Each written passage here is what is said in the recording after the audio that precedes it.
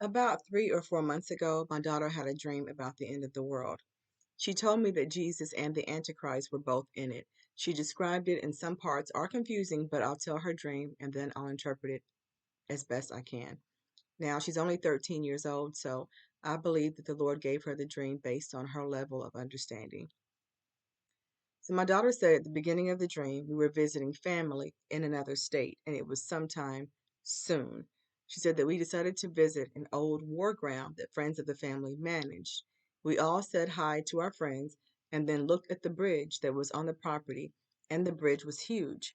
Besides our family, there was a black man there, a white man, and a white lady.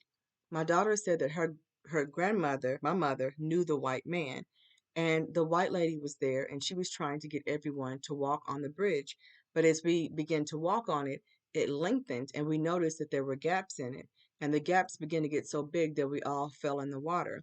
When I say we all, it was my 13-year-old daughter, my older daughter, myself, my mom, my sister, and two female cousins. My 13-year-old daughter said that we all swam back to shore, and we all laughed about it. When we fell in the water, though, the white lady seemed scared and ran into the woods to hide. We all went back to our homes, but instead of being with me and my oldest daughter, my 13-year-old daughter went to an older cousin's house to watch TV. My oldest daughter and I were at my mother's house, and my mom, sister, and my other cousin, they were no longer in the dream. So at my mother's house was just myself and my older daughter. Now, my younger daughter didn't know where everyone went, but they were no longer there. So, as my 13-year-old daughter was at our cousin's house watching TV, an evil spirit teleported into the living room. And she noticed that the spirit was that of the white woman they had seen earlier, except her brown hair was gone and now she was completely bald. The woman looked demonic and possessed by a dark spirit. When the woman teleported into the living room, she put a spell on my daughter and my cousin, and they both blacked out. They woke up soon afterwards, and my cousin, confused and scared, turned on the news to find out what was going on.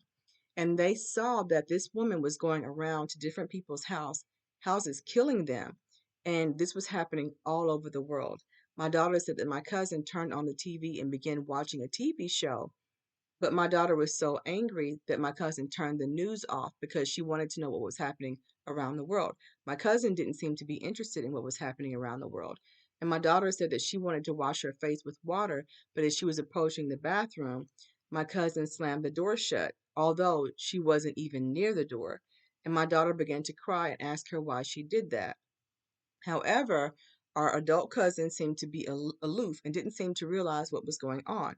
So my daughter said that during this time she was wanting me because she knew because she wanted me but knew she couldn't get to me. And she was worried that she'd never see me or her sister again.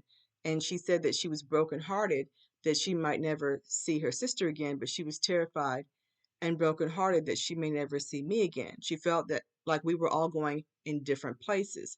She kept saying, I've got to see my mom again. Please, Lord, I need to be able to at least say goodbye to my mom and tell her that she was a good mom. And suddenly she saw me and I was turning into a glass cup. The white woman was going around the world killing people, but some people were protected by her. I'm sorry, were protected from her. My daughter said that me and my oldest daughter were protected from the woman, but in different ways. She said that I was in an art museum with about 20 other people, and we were all able to turn into objects. One man was able to turn into a big violin, but I turned into a huge glass cup. Because of this, the woman was not able to detect me, and my oldest daughter was protected because she was wearing a cape that covered her body, and she was running in the woods away from that demonic woman. So the woman wasn't able to get to my oldest daughter either. My youngest daughter lost track of our other family members and she doesn't know what happened to them. But as my youngest daughter looked back at the TV, she noticed that the black man who was with the white woman and the white man earlier in the dream, his family was on national TV being murdered. The black man had married a woman from India and had children with her, and the white woman was murdering them all on TV, except for the black man who had already been killed. The white man who was mentioned earlier had also been killed by the woman. My daughter said that fear took over her and she had a strong urge to repent of all her sins so she wouldn't go to hell. She said that she got down on her knees to repent, but as soon as she was trying to repent, she kept getting distracted. As soon as she could barely mumble out the first few words in prayer, she heard the trumpets blowing, and there was a king coming. When the king came, my daughter didn't see him, but he separated people from each other. And she said that me and my oldest daughter were separated from her and went on to heaven to be with God the Father, but my 13-year-old and our cousins stayed on earth with the king because there was a new earth. And everyone else who did not go to heaven or stay on the earth was sent to hell with the white woman who was killing people. And then she woke up. And when she woke up, she kept saying, "This is going to happen really soon. I could feel it in the dream." She also said that she didn't know that she was dreaming because the dream was so realistic. Now, some parts of the dream don't make a lot of sense, like how I was able to change myself into a glass cup, but I'll still give you my interpretation of the dream. Now, the fact that we went to our home state to visit family means that we were likely around people that we knew very well, or we actually were in our home state and among family. And sometimes family can mean people that you know well or are close friends. And since my daughter was able to pick out certain family members, this could happen when we are home visiting family. But in the dream, we went to an old war ground. I think it's symbolic of an upcoming war, like the War of Armageddon that the Bible speaks about. As we're there, the white woman tries to convince us to walk on the bridge, but the bridge had gaps in it that caused us to fall in the water. It appears that the woman was trying to kill us. Remember, this is the same woman who was bald and demonic in the dream. When we climbed out of the water and laughed, it scared the woman and she ran into the woods to hide. She realized that we were protected and it somehow scared her. Now, when my daughter and the rest of the family were separated, I believe it's because there's a separation taking place. People are being separated, although they're family. They're going into one of two kingdoms depending on the God that they serve. The white woman represented the Antichrist. The Antichrist will likely be white because more people will follow a white man than any other race. Look at the U.S. presidents, with the exception of Obama. They have all been white men. However, the fact that a white woman represented the Antichrist in the dream likely means that he will have feminine characteristics because the Bible tells us that the Antichrist is a man. And the Bible also says that he will not be attracted to women. So the Antichrist will likely be gay and even possibly be in his feminine energy. But in the dream, he was represented as a woman. The Antichrist was going around and killing people, but he did not have the power to kill everyone. Although the woman made my daughter and cousin black out, she was not able to kill them. She wasn't even able to find me or my other daughter. The Lord had us protected. The one thing I like to mention is that I teach my daughters how to pray, how to fast, how to read the Bible, and repent of their sins. And my daughter said that she knew that if she didn't repent, she was going to hell. She's only 13. So this answered one of the questions I had. The Lord answered it through this dream. I wondered, and I've spoke about this in previous videos, I wondered if young teens could go to hell. And my daughter told me that in the dream, she knew that if she didn't repent, she was going to hell. She apparently had reached the age of accountability in which she had to answer for her own sins. And that's why it's imperative that you teach your children how to repent by 12 or 13, or even earlier than that, as early as you can, because at that age, they know right from wrong and they have reached the age of accountability. Some people believe the age of accountability is even as young as 8 years old because children know right from wrong then too. And there is an energy shift that happens to us at 8 years old in which we have more spiritual and physical awareness. So just in case, your children should know how to repent at least by the time they're 8. Trust me, they know right from wrong at that age too. God is a perfect God. Yah is perfect and does not allow sin in heaven. He says in the Bible that his thoughts are as high above our thoughts as the heavens are the earth. And just because we would never send a child to hell does not mean that God would not. Yes, Yah is a God of love, but he is also absolute. Listen to this. Numbers 16:2. And they rose up before Moses with certain of the children of Israel, 250 princes of the assembly, famous in the congregation, men of renown. And they gathered themselves against Moses and against Aaron, and said unto them, Ye take too much upon you, seeing all the congregation are holy, every one of them, and the Lord is among them. Wherefore they then lift ye up yourselves above the congregation of the Lord. And when Moses heard it, he fell on his face. So basically, they have people coming against them. People are coming against Moses and Aaron.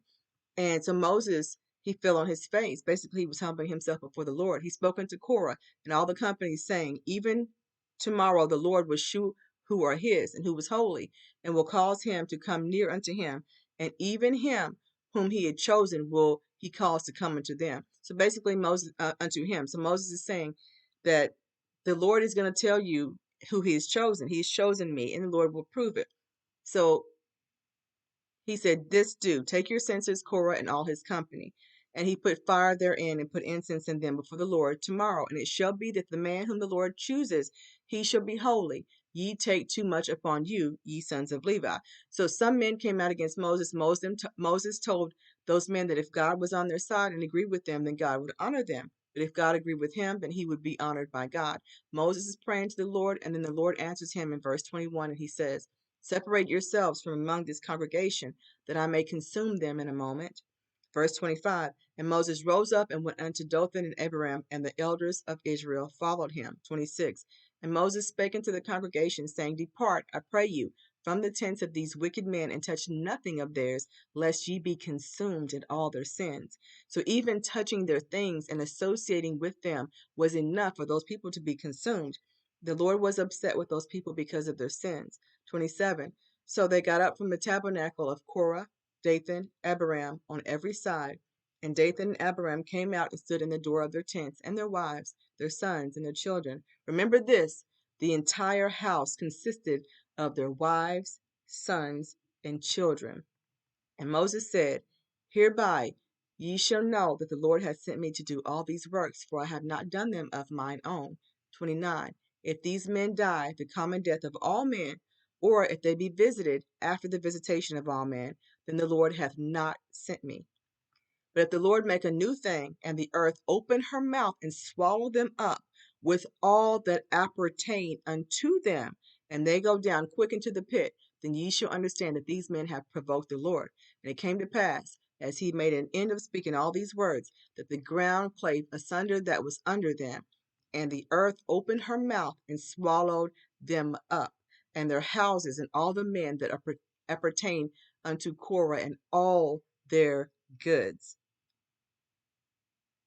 It says, and the earth opened her mouth and swallowed them up, and their houses, and all the men that appertained unto them, all their goods. It swallowed their houses, their children, everything that pertained to these men was swallowed up. 34, and all of Israel that were round about them fled at the cry of them, for they said, lest the earth swallow us up also. And there came out a fire from the Lord and consumed the 250 men that offered incense.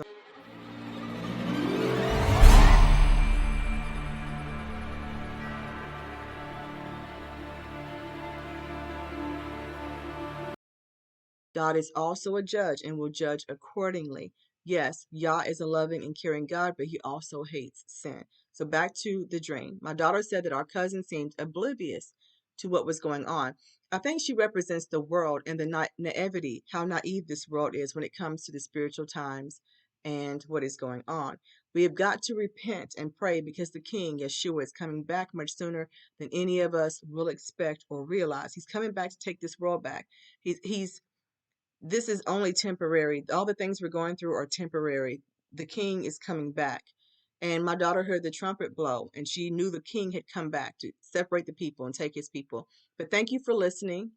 Please check out my other videos. Please like, share, and subscribe. I love you guys, and we'll talk later.